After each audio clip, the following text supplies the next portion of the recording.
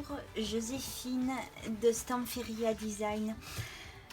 Est-ce que vous allez bien? Est-ce que ce méchant virus ne vous fait quand même pas trop peur et que vous supportiez quand même malgré tout bien le confinement?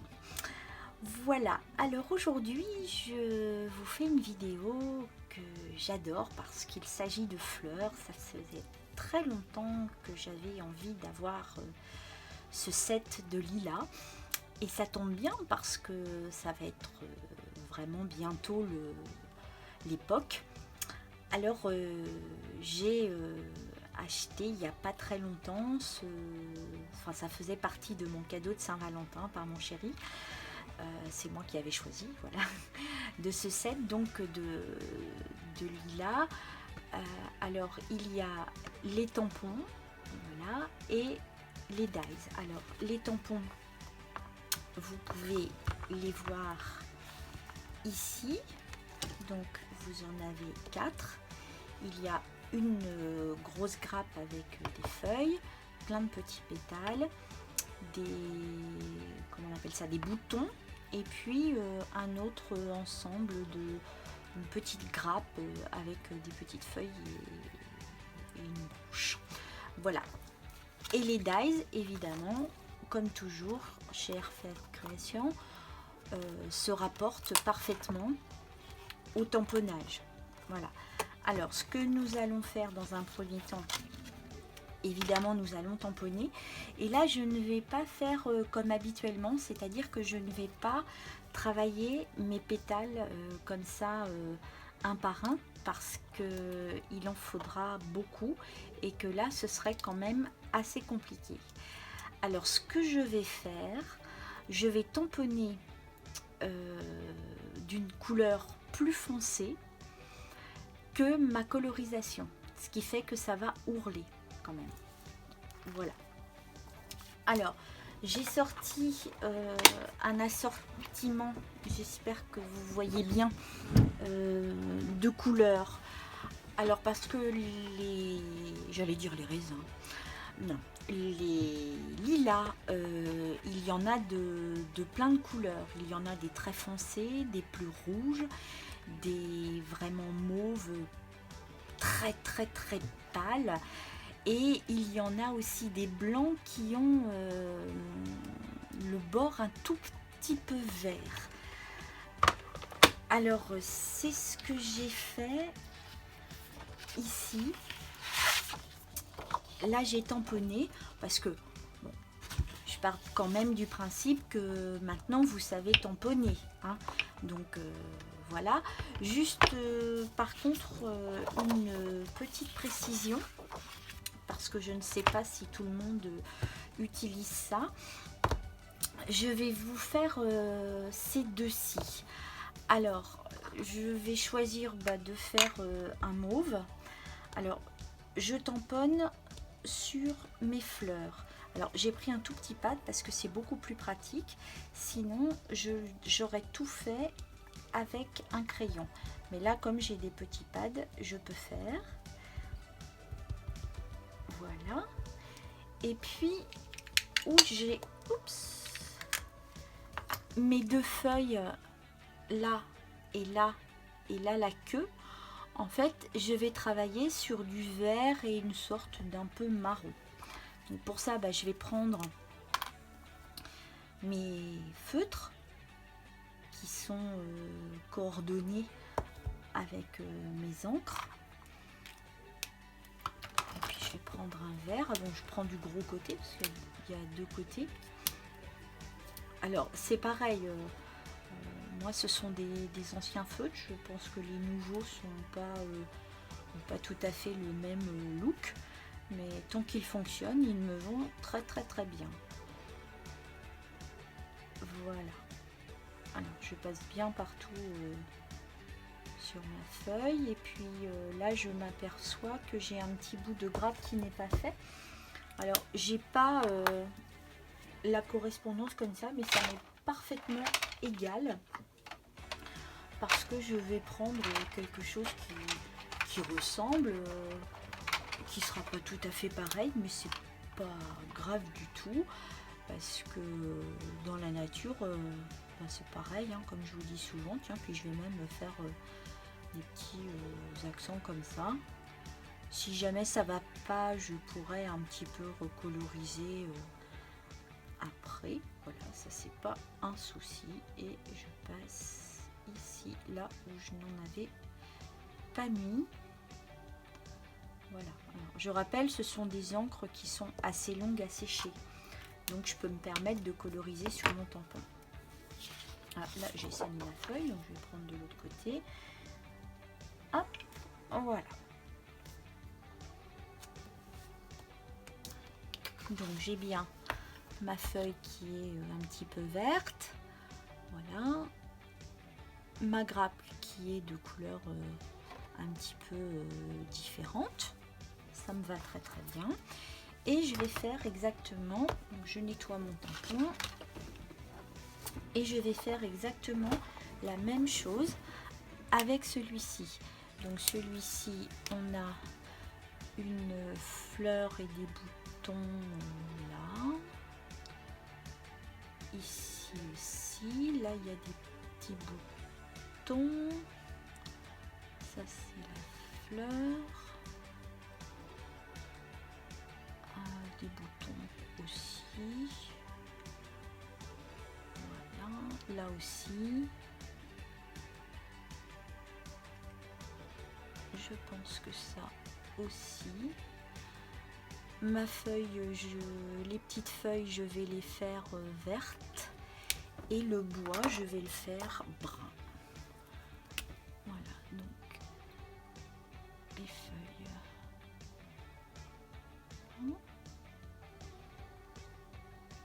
Hop.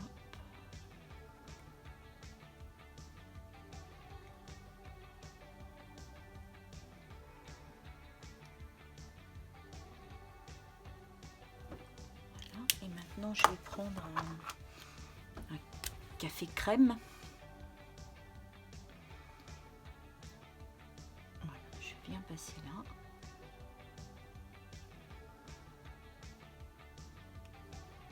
Voilà, donc une autre technique d'ancrage de tampon.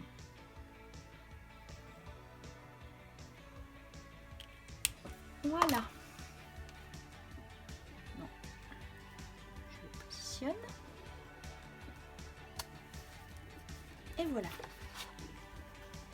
Donc j'ai bien mes petites fleurs et mes boutons qui sont mauves. Ma branche qui est un peu marron. Et mes feuilles qui sont un peu vertes. Alors, ce que je vais faire maintenant. Donc là, ici, j'avais fait une grappe qui était un peu plus cassis, un peu plus foncé. Là, c'est un peu plus glycine. Là, je l'avais fait un peu plus rose-rouge. Et là, je l'ai découpé avant.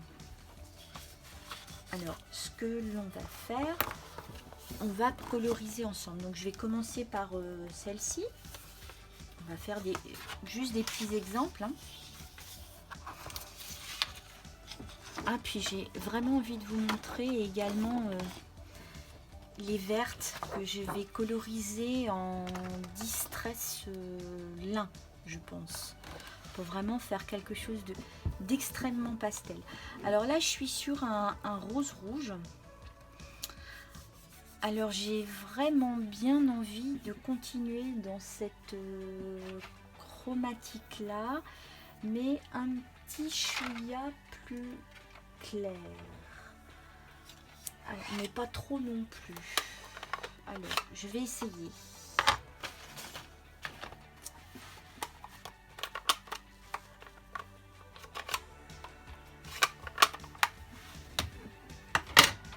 Ça doit être ça. Le rose rouge, voilà. Donc le rose rouge, c'est ça. Et du coup, là j'ai pris bavaroise framboise.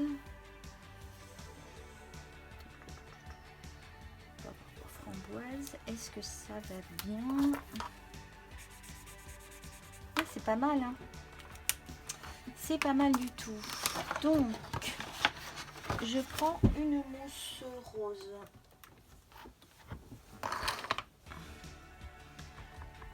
Voilà.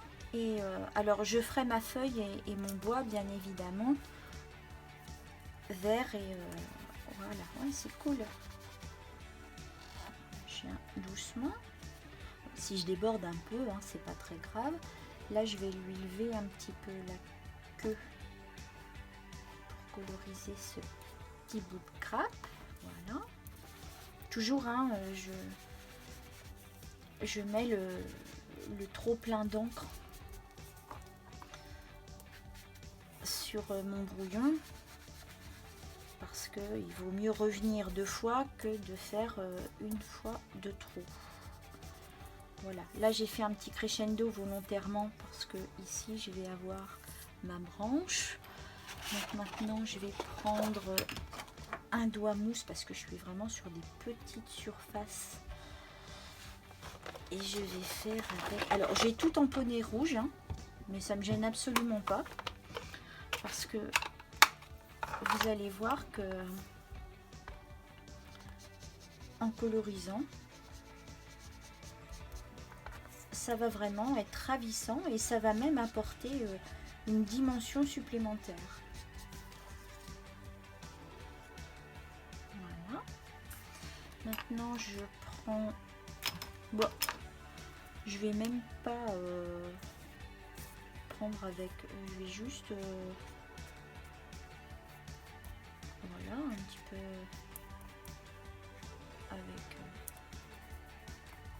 et voilà, travailler un petit peu au doigt. Et voilà. Voilà mon support. Alors avec ça, on peut soit tamponner tout partout, on en met plein, on met des masques pour faire des grappes un peu intriquées les unes dans les autres. Ou alors, là je m'aperçois que j'ai pas bien nombré ici. Ou alors on peut les mettre un peu plus en forme. On peut s'en servir après pour mettre aussi ses pétales. On fait ce que l'on veut. Ce sont des produits qui sont hyper versatiles. C'est ce que je vous dis toujours. Il n'y a pas de limite à l'imagination. Alors maintenant on va faire cela. Alors cela, moi, j'ai le projet que j'ai dans la tête.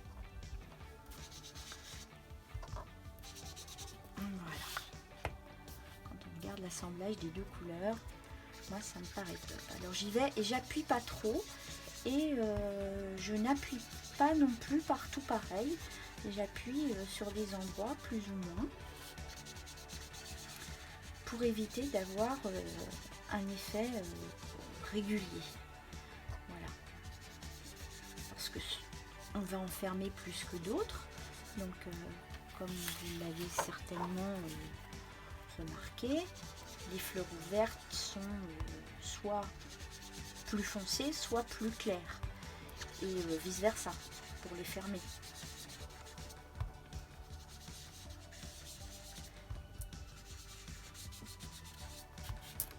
Voilà.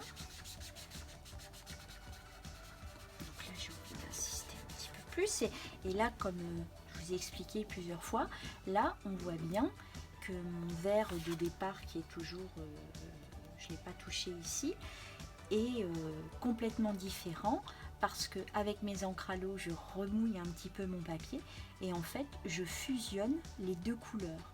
Donc c'est que si j'avais pris de la Distress Oxide, ce qui n'a pas ici d'importance vu que je ne vais pas du tout travailler avec de l'eau, mais la Distress Oxide, en fait, les couches se superposent et se mélangent pas. Ce qui ferait, avec l'utilisation exactement des mêmes couleurs, un résultat totalement différent. Voilà, donc maintenant je vais travailler mes violettes, ici. Donc je les ai travaillées avec un shade lilac. Alors je vais les travailler avec quelque chose de plus clair. Pour l'instant, j'ai pas du tout préparé à l'avance, mais je pense que ça va être bien. Je pense prendre un Victorian Velvet. Mais je vais quand même regarder avant. Ouais, c'est cool. C'est ce que je vous expliquais l'autre fois. Je travaille, c'est mon métier. Et mes encres, je les connais parfaitement. Voilà. Quand je commande de nouvelles nuances, je suis comme un œnologue qui a une mémoire des vins. Moi, j'ai une mémoire des couleurs. J'ai une bibliothèque de couleurs. Et en fait, je visualise et je retiens, ou comme un cuisinier a dans sa bibliothèque interne des papilles, a les goûts des aliments, des aromates, des épices. Voilà. Moi, j'ai une bibliothèque de couleurs. Et donc, je savais à 99% que j'allais utiliser cette couleur-ci. Mais la preuve, hier, dans ma vidéo sur le petit carnet de sac à main avec le Pepperstone, j'étais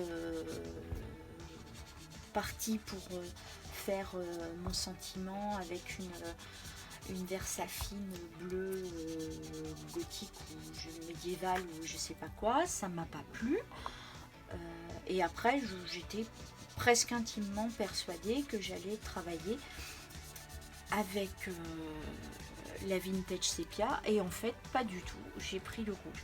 Donc c'est pour ça que même si je connais bien mes couleurs, quoique les Versafines je travaille pas tellement avec les formes colorisées, mais celle-ci je m'en sers tout le temps, donc je les connais bien, mais je fais quand même toujours un test juste à côté. Alors si je peux pas le faire sur mon projet directement, je le fais juste à côté et je pose ma feuille et je regarde, et j'essaye de je vois si le résultat est sympa. Voilà, quand je vois ça l'un à côté de l'autre, je me dis que c'est vraiment très très joli. Et du coup, avec cette sorte de cassis, ben, je vais travailler le lilas.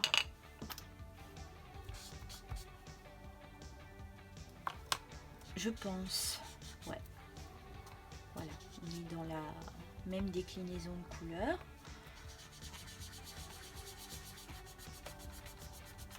Donc là, je frotte un peu plus parce que ma base est foncée quand même.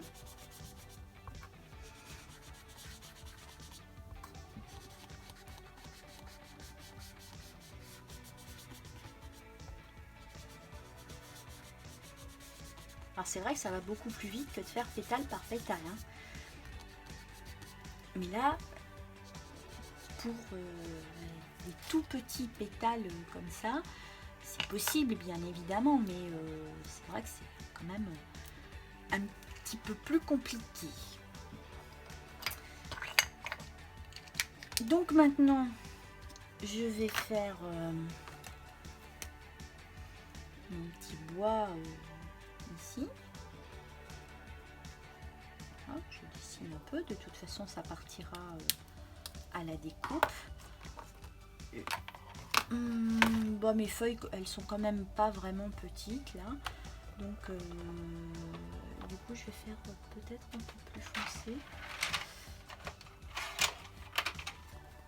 Je suis allée sur un raisin, je vais quand même regarder avant. Ouais, c'est cool.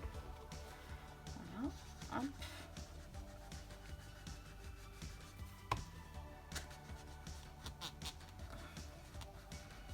Voilà.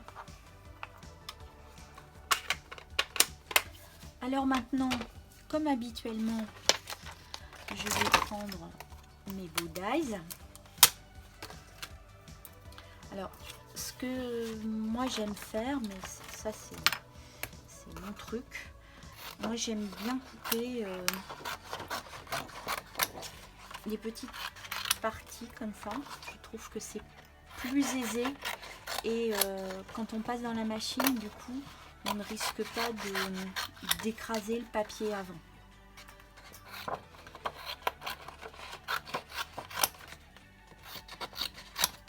Et je trouve que d'avoir des petites parties comme ça, c'est plus aisé à manipuler.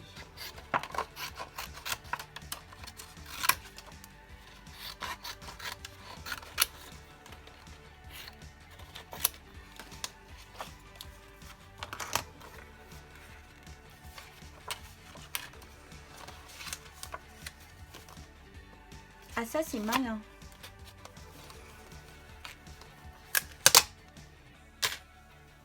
Alors, je ne vous ai pas fait la petite grappe et les petits boutons là parce que dans mon projet, c'est pas ce que j'ai envie de vous montrer. Et puis,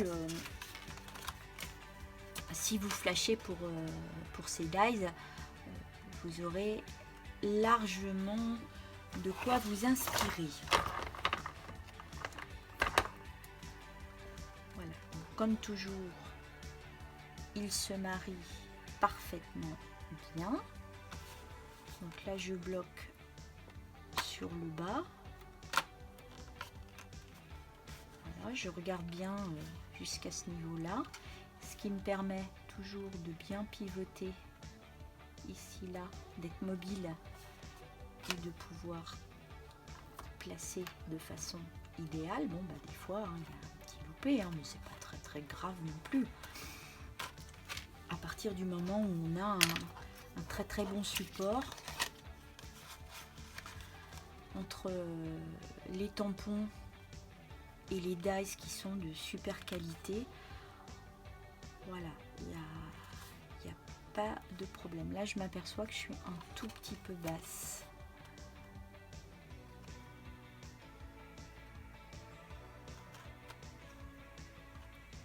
Mon washi est à l'envers. Alors, quand vous utilisez comme ça du washi et que vous avez fait pas mal de découpes à la suite, il y a des petites formations de colle qui restent. Moi, ce que je vous conseille, c'est vraiment de les passer sous l'eau savonneuse et de bien les sécher avant de les ranger, parce que tous ces résidus de colle, c'est pas ce qu'il y a de plus super. Voilà, donc je vais découper ces deux couleurs. Et puis, on se retrouve juste après avec la grappe, celle-ci que j'ai faite, que j'ai découpée préalablement. Et puis, on va faire le projet. À tout de suite. Voilà, donc j'ai découpé, j'ai passé à la machine mes dies. Alors, voilà ma jolie grappe pleine et plane de lilas que nous avons fait tout à l'heure ensemble. Hein, donc je récupère mon die, j'enlève le masking tape. Voilà, alors souvent je vous dis de garder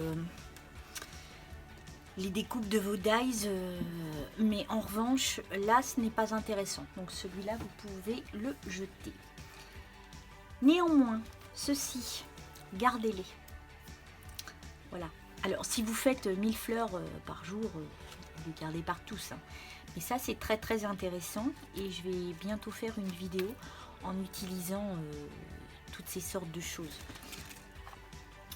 Voilà, donc je récupère la petite fleur qui est tombée. Voilà, donc vous connaissez toujours mon amour des boîtes. Hein, donc, comme j'avais fait, rappelez-vous, des pétales très légèrement jaune et vert tendre, je les ai mis dans une autre boîte pour éviter de chercher après quels sont les parmes, voilà. Quels sont les parmes des jaunes et verts. Voilà. Alors, que vais-je faire maintenant? Ça va être très facile et très très rapide. Vous ne vous posez pas de questions. Voilà, vous mettez tous vos pétales les uns à côté des autres sur l'envers. Voilà, rapprochez pour travailler vite parce qu'en fait là vous allez travailler en série. Voilà, donc j'ai triché, j'en ai déjà fait quelques-uns.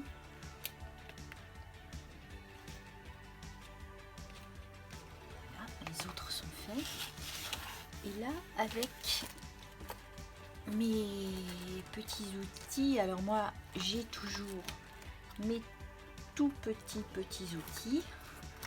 Vous avez les vôtres. Voilà, je ne sais pas du tout à quel numéro, mais je prends cette grosseur-là. Je vais venir appuyer comme ça, très vite, sur chaque pétale. Voilà, donc là, c'est pas absolument pas en absolument pas en accéléré.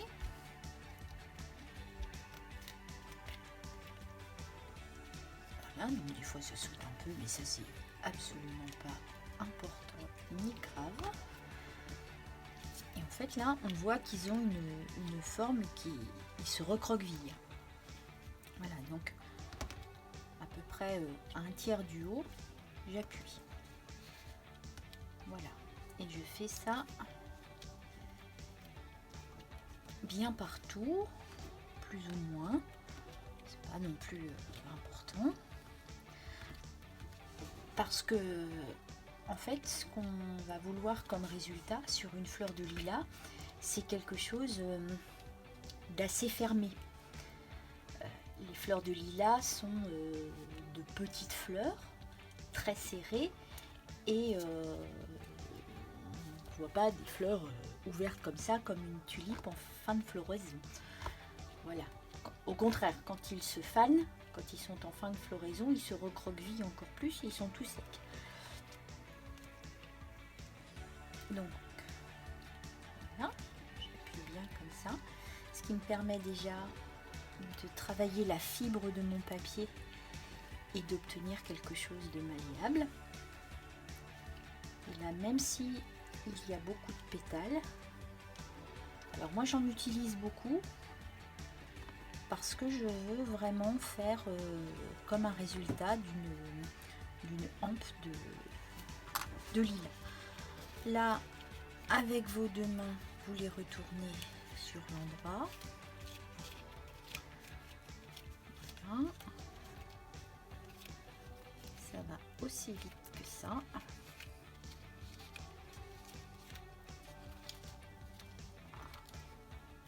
Et maintenant, encore plus facile, je mets mon petit outil qui n'est pas plus gros que ça, hein, mais après c'est selon chacun, je le mets juste au centre et je viens bien enfoncer. Voilà, donc plus j'enfonce évidemment, plus ma fleur sera fermée. Et comme j'ai travaillé sur l'extérieur, on voit que chaque petit pétale fait ça.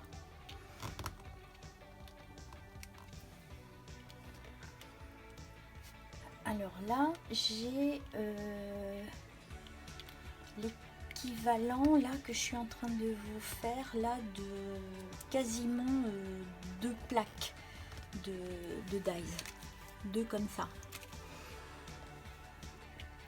Donc vous voyez que ça va très vite.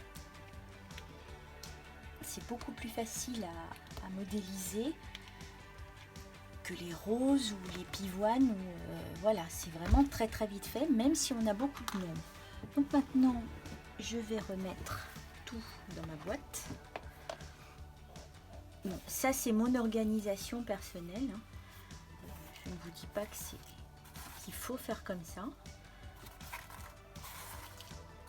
Moi je fais comme ça et je m'aperçois que j'ai oublié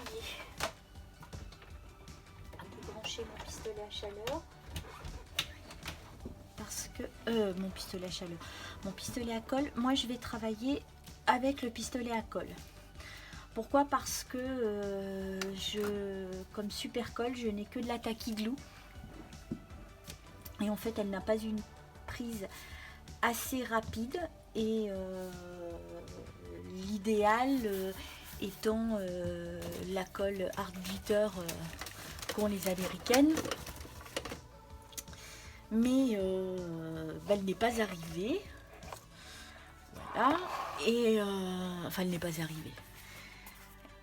Mon amie Hélène doit m'en rapporter lors de sa venue au mois de juillet. J'espère qu'elle pourra venir parce que avec le confinement mondial, là, je ne sais pas comment ça va se passer. Moi, les médecins hier au centre anticancéreux me parlaient déjà de 3 mois, selon comment les gens respecteront bien les consignes. Donc, je ne sais pas. Alors, maintenant, je vais travailler sur mon support là de grappe.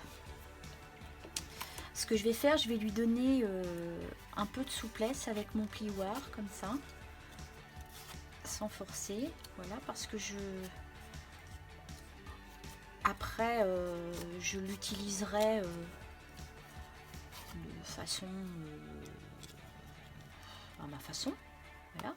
Mais que ce soit pour mettre sur une carte, sur une page, sur quoi que ce soit, c'est bien d'avoir un résultat comme ça qui soit un petit peu en volume plutôt qu'avoir d'un truc hyper plat, statique, voilà. Et donc quand on travaille au plioir comme ça avec le doigt, le papier n'ayant pas de mémoire de forme, je vous le rappelle, il ne reviendra jamais dans sa position initiale. Juste l'important, c'est de ne pas faire de plis. Voilà. Voilà. Moi, ça, je trouve que c'est une forme assez naturelle. Donc, c'est un peu concave ici, un peu convexe là, un peu droit là. Voilà. Ça me convient. Ce que je vais faire, je vais passer tout de suite les feuilles au spectrum noir à paillettes, pour leur donner un petit peu de dimension et d'élévation. Voilà.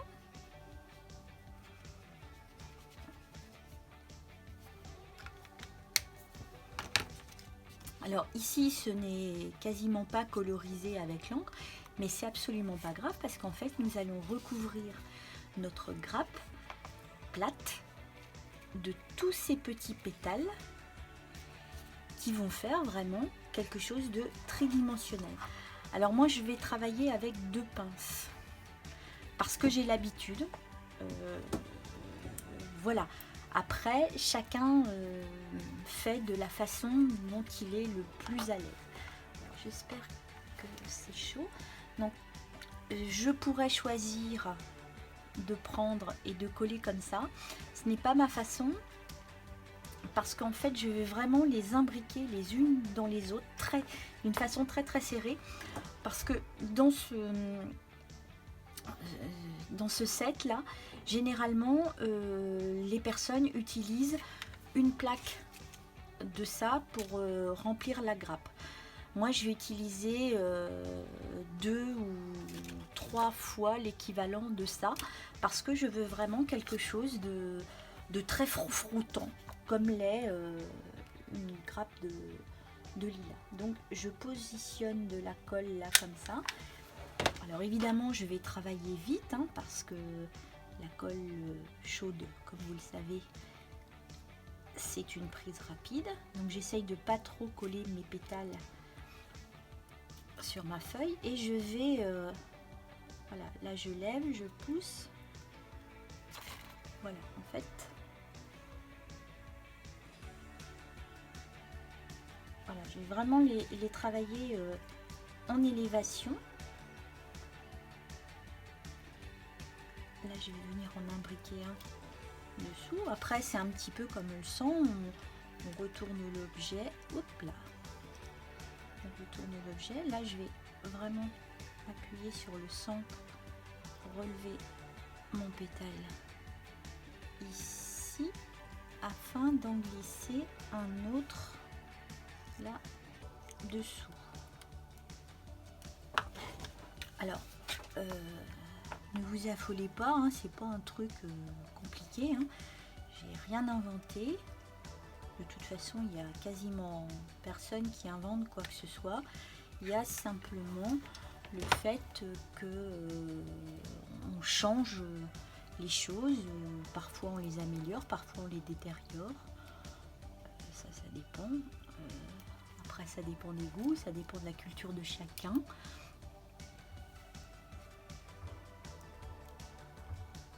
Voilà. Mais de toute façon, on se base sur toujours quelque chose qui existe.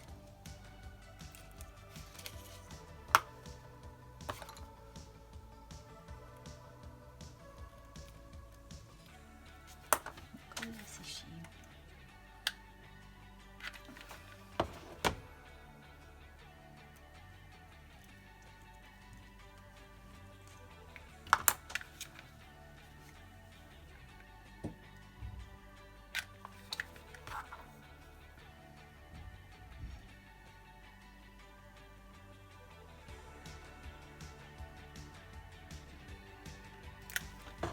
Donc je vais continuer comme ça.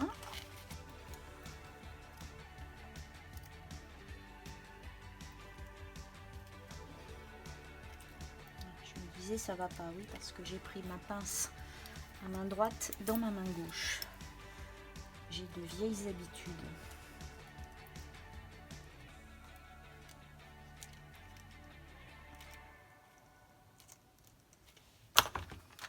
Là, on peut remarquer qu'on a vraiment quelque chose qui froufroute.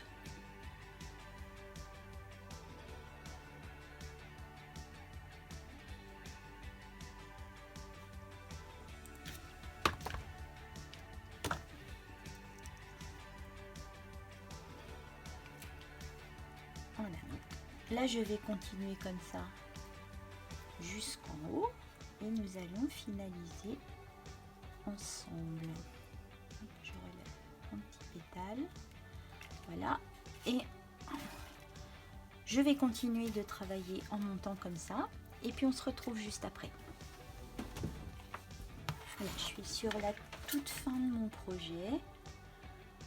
J'ai juste ici un petit peu. Donc comme je suis sur des parties plus fines, je n'hésite pas à bien remodeler mon pétale très fin. Je lève le pétale de celui dessus. Hop, encore une dernière. Voilà. Et maintenant, nous obtenons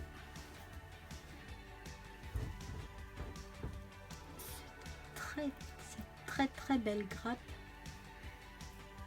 de lilas.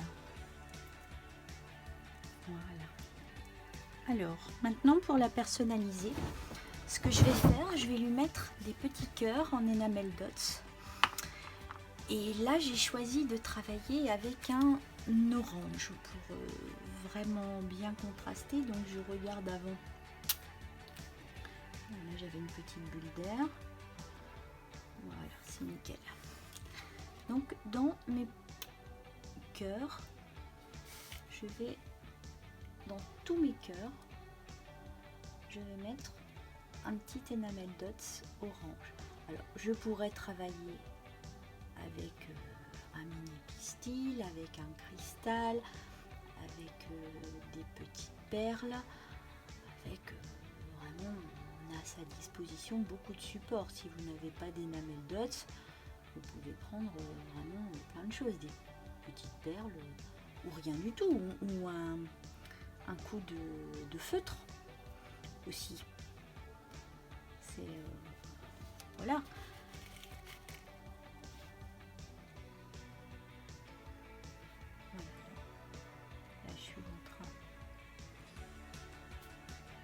Alors, le seul truc avec les enamel dots, c'est qu'il ne faut pas les trifouiller de trop pendant que ça sèche parce qu'ils risquent, de par leur formulation, oh désolé, je bafouille, de par leur formulation, quand on les pose, en fait, ils deviennent systématiquement ronds. voilà, petit ou gros, la boule va se... J'espère que vous voyez bien, vous voyez, la boule se forme ronde, même si au départ ça fait une petite bosse, après elle va se mettre toute ronde. Mais bien évidemment, il faut laisser quand même le temps que ça sèche. Alors si on le secoue un peu dans tous les sens, évidemment, le produit qui est quand même liquide, bien qu'un peu visqueux, va s'étaler.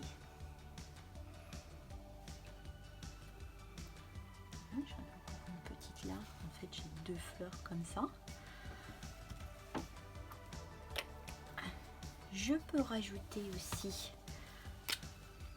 sur les petits endroits un petit peu de spectrum noir ou de la colle avec le tout petit embout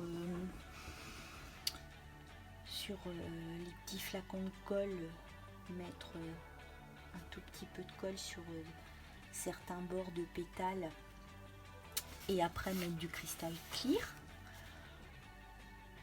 Voilà, il y a plein ou des paillettes. Il y a vraiment un tas de solutions. Là, je trouve que mes feuilles ne sont pas illustrées, donc je réamorce mon spectrum en appuyant dessus. Là, je vois le liquide qui descend et j'en remets. Voilà, ainsi que sur les petites là. Voilà. Bon, après c'est visuel, hein, c'est comme vous avez envie. Ça c'est pas du tout important. Vous pouvez travailler aussi avec des encres brillantes. Pourquoi pas pour le tamponnage. Ou avec du papier brillant également. Et donc voilà, nous avons cette super belle grappe de lilas qui va pouvoir venir agrémenter seul ou accompagné vos cartes, vos albums, vos couvertures, tous les projets, même des projets mixed média et tous les projets dont vous avez envie. Et vous voyez qu'elle est vraiment en relief. Et puis après, quand les énamels vont être secs, on pourra même la modeler encore pour qu'elle prenne de l'élévation. Donc je vous rappelle ce que j'ai utilisé. Ce sont les dies et tampons Earthfelt Création Lush Lilac. Donc les dies et les tampons. Voilà. Ici, je n'ai utilisé que les pétales et la grappe. Je n'ai pas utilisé ces 2 autres-là parce que ce n'était pas dans mon projet. Et puis, voilà, si vous avez envie de vous amuser avec ces grappes de lilas, vous saurez exactement quoi en faire.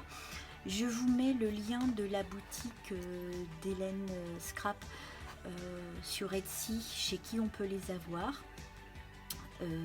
À un prix tout à fait correct et surtout ça vient des États-Unis directement et avec des frais de livraison vraiment très peu élevés parce que autrement on peut les avoir en direct par comment ça s'appelle le site d'Earthfelt Création, mais les frais de port depuis les États-Unis sont vraiment considérables. Et j'avais fait avec vous tout à l'heure des pétales avec l'encre lin et le tamponnage vert très clair. Et j'ai monté cette jolie grappe avec des enamel dots aussi, mais sur une couleur comme ça. Qui rappelle un petit peu le foncier de mon tamponnage. Et aussi j'avais choisi résolument de tamponner mes feuilles sur ce rose rouge. Donc voilà, encore on peut s'apercevoir, bon là il me reste 2-3 pétales à mettre, on peut s'apercevoir qu'avec exactement les mêmes tamponnages mais des encres différentes, un parti pris différent, on a 2 résultats totalement différent. Voilà. Je vous remercie d'avoir visionné cette vidéo, j'espère que ça vous a plu. Et je tenais aussi à vous remercier de vos gentils commentaires et donc déjà des commentaires comme quoi les vidéos vous plaisent, et aussi on m'a dit, ce qui m'a fait rosir de plaisir, que ma voix était très agréable, donc j'en suis très contente si je peux vous apporter un petit moment de détente. Que mes explications étaient claires et concises, ça aussi ça m'a fait vraiment plaisir, parce que c'est mon but. En fait, je n'ai pas envie du tout de faire une chaîne comme on en voit beaucoup qui sont très très bien, mais moi je suis quelqu'un de professionnel, je suis scénographe, et j'ai envie de vous montrer non pas des pas à pas au millimètre, au centimètre ou à la couleur près, mais de vous ouvrir sur des possibilités de création à partir d'un ou de plusieurs produits. Voilà, voilà mon intention. Parfois c'est un peu plus technique, mais parce que je pense qu'il est très important de comprendre avec quoi on travaille et pourquoi et comment. Voilà, comme ce qu'on avait fait la partie sur les encres, pourquoi utiliser telles encres dans tel cas et pas d'autres, parce qu'il y a une importance. Et ensuite mon but sera d'utiliser des produits et de vous apprendre entre guillemets à personnaliser par exemple des papiers. Moi je travaille beaucoup avec Stamperia, avec Bobigny, avec voilà plein d'autres marques aussi, même Graphique 45, ça dépend.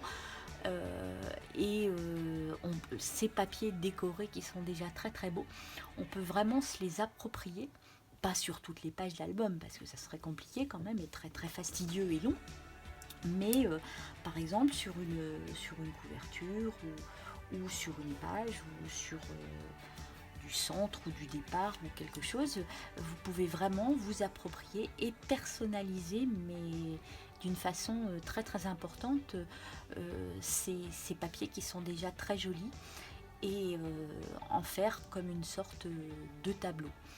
Voilà, et bien je vous remercie, je vous dis à très bientôt. Vous voyez, je l'ai bougé et du coup j'ai fait un petit peu baver mon enamel dots.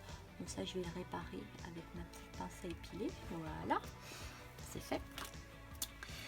Et n'hésitez pas à mettre des pouces, à poser des questions, à partager cette publication, et surtout dites-moi ce que vous en pensez.